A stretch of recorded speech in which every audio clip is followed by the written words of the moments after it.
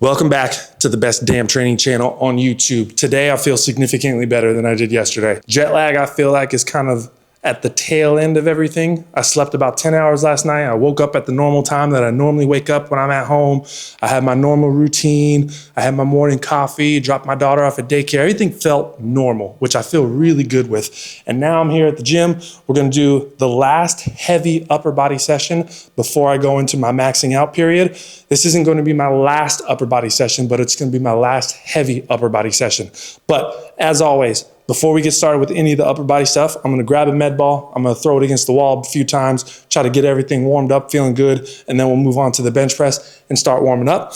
The two variations I'm gonna do today for the med ball toss is kind of a side rotating toss, do 3 to 4 reps on each side, do a couple sets on that, and then we're gonna go from like a kneeling position, and we're gonna do an overhead toss against the wall as well. And probably do, again, 3, 4 reps on that for a couple sets, just to kind of get everything warm, feeling good, and then we'll move on to the bench press. Let me strap this mic on real quick, and y'all can see what kind of day it is today. I'm gonna actually just strap that to the chain. Got myself a little microphone holder right there. All right, so rotating toss, I got myself a 7 kilo med ball. I really wanna load up that rotation, and then we're just going to let it fly against the wall here. We're gonna go 3, 4 reps on each side here. Start with the awkward side, like the left-handed kind of batting stance, if you will.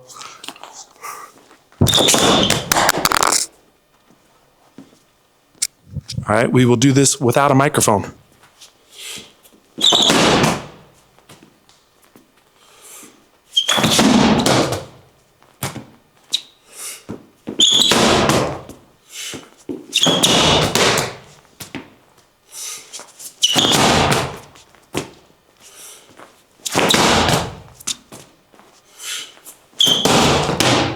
All right, we'll do 2 sets on that, and then we'll go into our overhead variation. All right, second throwing variation for today. We're gonna stay from the kneeling position, bring the med ball up overhead using both arms, try to get as much extension in that upper body as we can, and then just kind of launch that ball forward.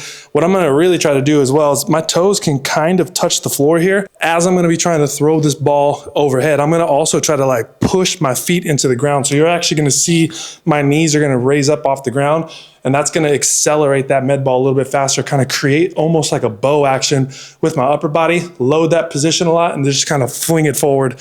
At least that's the idea that I have. Let's see how the first few reps go. I haven't done this variation in a while, so I might be a little bit stiff in this overhead position. Might have to move these a little bit further forward. I don't want to have to stand up and grab that ball every time.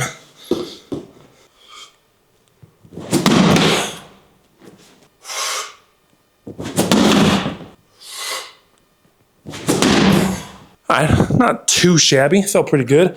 So again, 2 sets on that, and then we're gonna warm up for the bench press. All right, so the plan on the bench press, we're gonna build up to 155, hit our first double.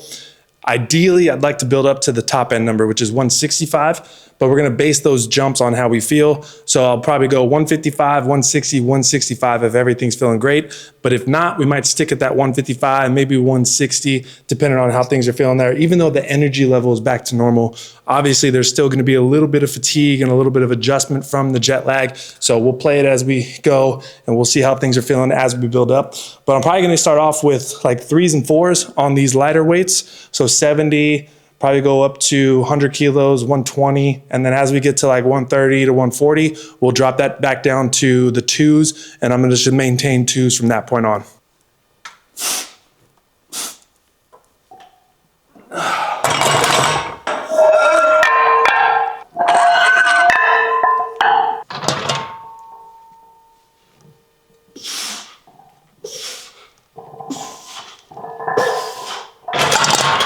I might need to bring these arms down 1. I don't want to reach up so high to get that bar off the rack.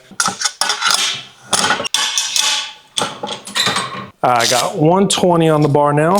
This will probably be my last like triple, and then we're gonna start going to doubles as we make our jumps from here.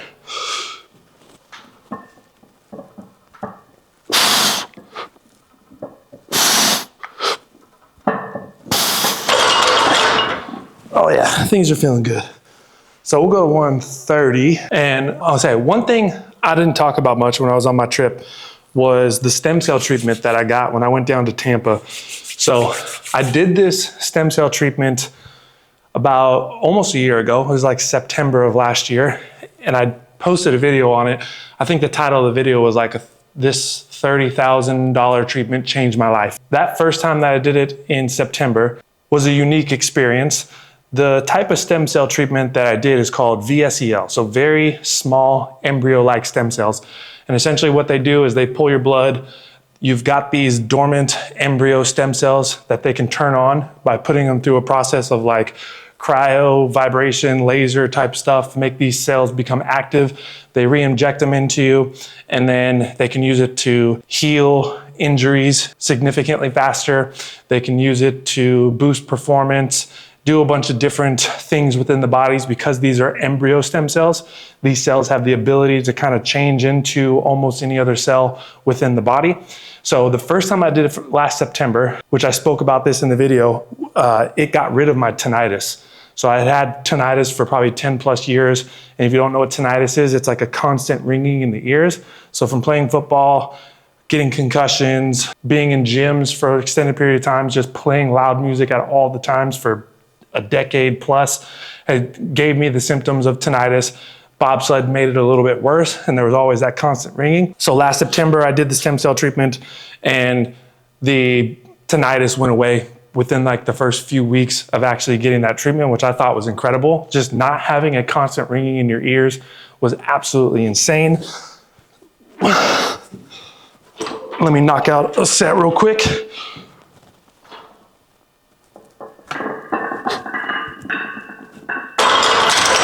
So on this past trip back to the US, I went down to Tampa. I met with the same professionals that did it the first time. They happened to just be traveling and training some other doctors on this specific procedure.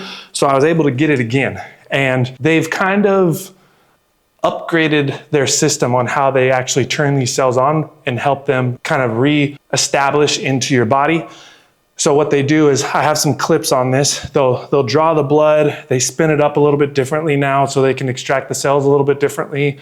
They put it through a little bit different of a process with the lasers, some cold therapy, there's a vibration technique, and that's all essentially just helping turn these cells on to make them not dormant, to making them active. And then they re-inject it into the body. And then the new thing that they did this year was, they have this very weird, sophisticated laser thing that they can use these lasers. They put it on my head and they were like lasering my brain. They put it on my thyroid. They put it on my adrenals. They hit me some different spots. And what this is supposed to do is help these cells get attracted to those various regions where the lasers are at to help with bodily functions.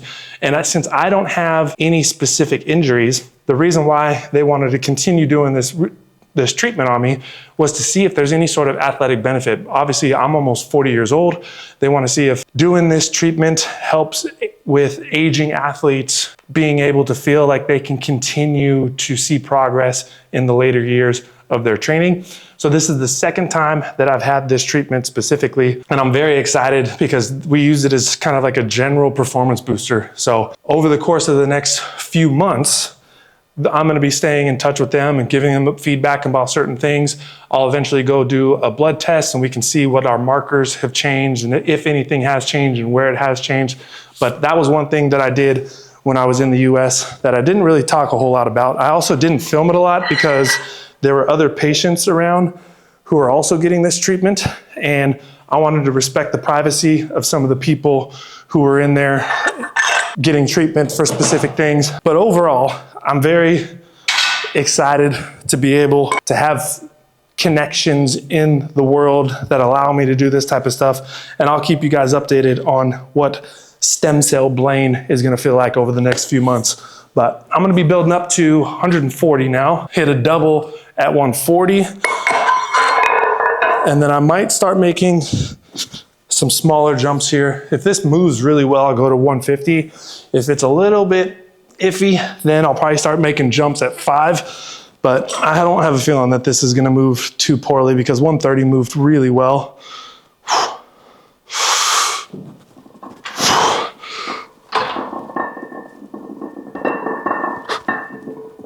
Oh yeah.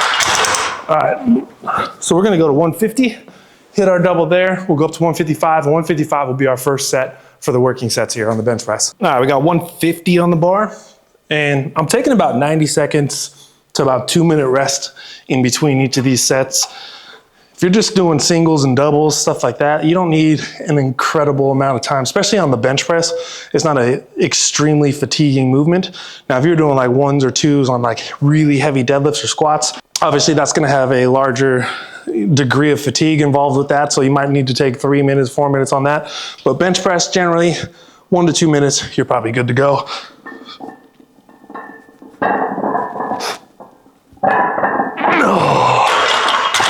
I like that. That moves really well. All right, so we're gonna go 155, hit our first working set on that. I'm just gonna throw the 2.5 kilo collars on there. And then I have a feeling we're gonna build up to 160 because 150 felt really good. I feel like I can do 160 for a double today, which will be very nice. I'm gonna go find some collars real quick and we'll knock out 155. All right, collars on, 155. First working set double for the day.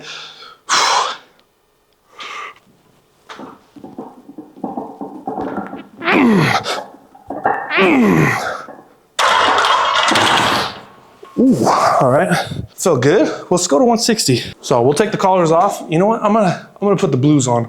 Take the collars off. We'll take the yellows off. We'll put the blues on. This will put us at 160. And we'll do a double at 160. Before we hit 160 though, let's get a shout out for the shirt. Old school WWE, Shawn Michaels, one of the best signature moves in all of professional wrestling. The sweet chin music was an absolute game changer. It could come out of nowhere. He could set it up by doing the stomps and you guys knew it was coming. It was one of those things is as soon as you saw the foot flying towards the chin, you knew the match was about to get changed. That move right there, one of the most pivotal finishing moves in all of wrestling. Matter of fact, I'll give you guys my top three. Top three. Number one is the stunner.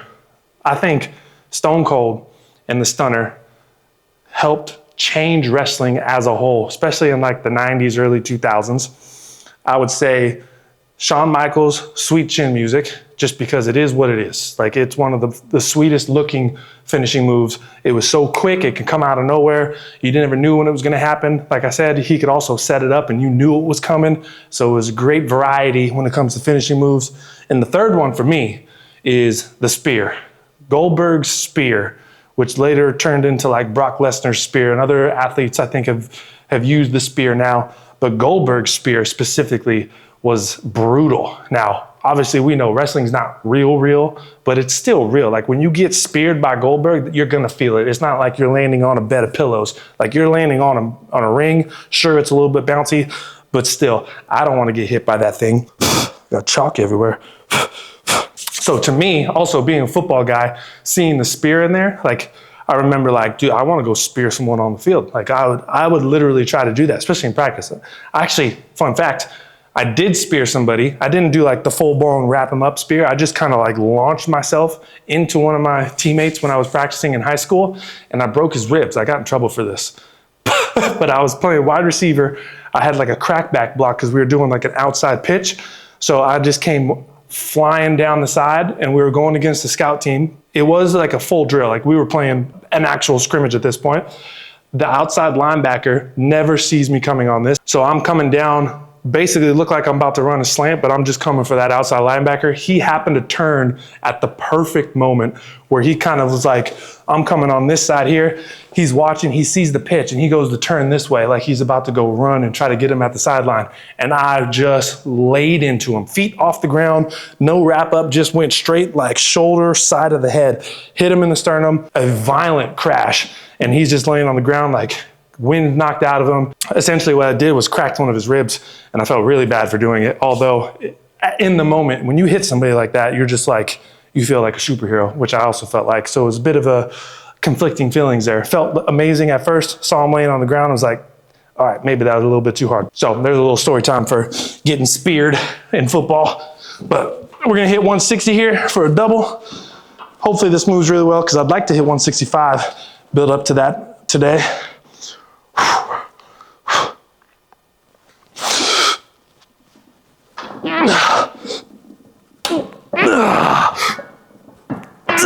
165. Let's go. We're gonna throw the collars back on. Last set of bench press, 165, top end number for the day. I have a feeling this is gonna move pretty well. I'm feeling pretty damn good right now.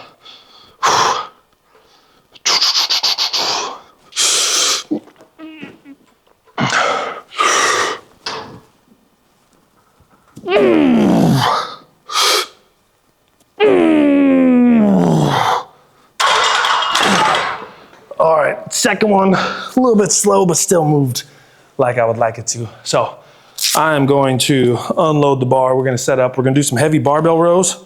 Probably do sets of 5 on that, a couple sets total on there. Load this up to like, I don't know, let's say 140, 150-ish. I don't know what will be on the rows, but we're gonna go back over to where I was doing med ball throws and we'll knock them out over there. All right, I got 140 on the bar here. Gonna do a couple sets.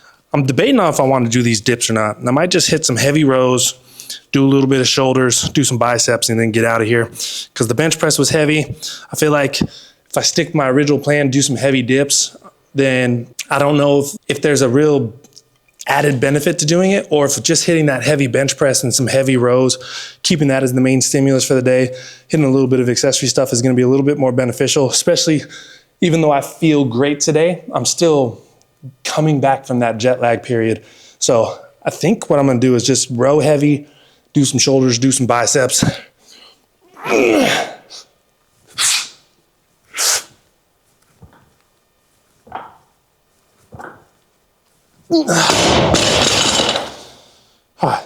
Two sets of 6, I think that's gonna be good on that. 140 felt decent, felt heavy. So I think that's what I'm gonna do. I think I'm gonna skip the dips. Plus I gotta set up the squat racks, put some barbells on there, get a dip, but I just don't want to do that right now. I'd rather just hit some shoulder stuff, do my like dumbbell muscle snatch variation, maybe hit 1 to 2 sets on some hammer curls, get a good little pump to end the day, go home, eat a burrito, play some Call of Duty. That, you know what, that sounds like a perfect plan. This is exactly what I'm gonna do. Row, shoulders, biceps, burritos, Call of Duty. That's what we're gonna do. All right, second set here on the rows.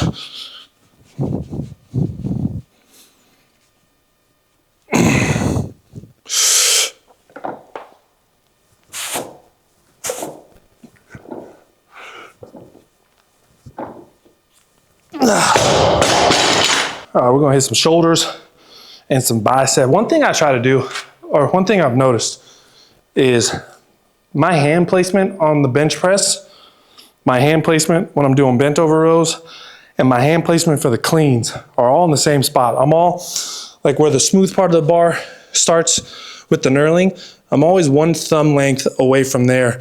That's gonna be my clean grip. That's gonna be my bent over row grip. That's gonna be my bench press grip. That's just where I feel the most strong. I just noticed that as I was setting up. That has no correlation with anything. That popped in my head. And I just noticed that they're all the same thing. Like when I was doing the bench press, 1 thumb away.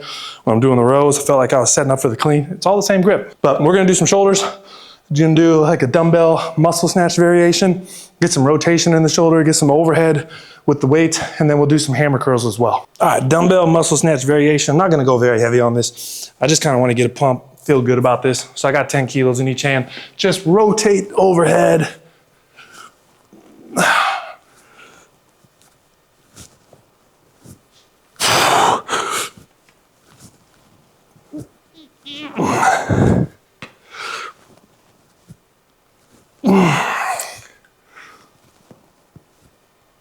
One thing you gotta be careful about, fellas, if you're doing this variation, when you get down to the front, be careful, because arm's length down, like these things want to kind of click together sometimes, it's dangerous. You know what I'm talking about. Just be careful. Control the weight. Don't let it come down here and pinch you and then have some problems. So I'm gonna do 2 sets of this. I'm just gonna knock these out. I'm not gonna rest a lot.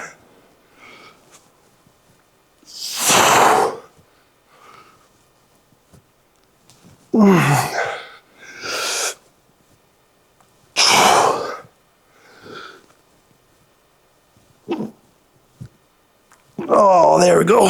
That felt good. Did I just snort? I did. What the hell is going on right now? All right, so I got 20 kilos now, and we're gonna do some hammer curls. Rest between these doesn't matter. Just knock them out. Feel good. Matter of fact, this is a damn good spot to end today's video. So I want to say I appreciate y'all for watching. If you like what you see here, make sure to like. If you want to see some more, make sure to subscribe. And then I'm going to catch y'all in the next one. Peace.